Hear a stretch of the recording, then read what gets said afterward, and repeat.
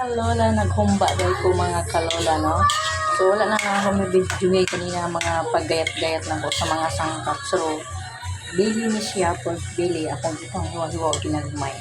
Tapos, giprito na ko kadali. Pag naman o prito, ako nagmag-isa na po ko o bawang o sibuyas, dahil kamatis, dahil gilunod na ko ang pinito nga gihiwa-hiwa nga pork belly. Pagkahuman, gitamplahan na ko na siya o asin, tangan na ko siya pepper, tangan na ko siya o pineapple juice, tapos kalamay, konti.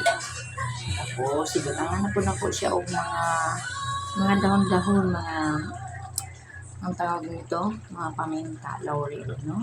So, na po mga kanisya, mga kalola. Yung puso ba sa Bisaya pa, puso sa santa. So, paminsan-minsan yung mga kalola, magkaon tabong mga lamig na pagkaon. No? So, budget ng mga kalola. So, dahil linggo ngayon, ang luto din, Lola Linda. So, ang luto mga kalola. Mga hinaanan na ito mga kalola, no? Kay hapit na mo ang kuwan. Lamog na kayo sa mga kalola.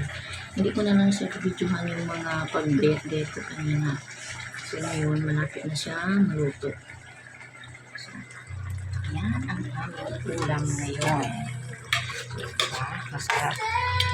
Ang lambot na siya mga kalula. So, mga konti-konti, kuan ang sabaw, sauce. Ako na siya, paunin para hindi na sa pagkaon. So, takpan sa nato mga kalula, no? Mga tantaw na ito na siya. Yan, takpan. So, mo na ang akong minaw ngayon. Bye! Thank you for watching.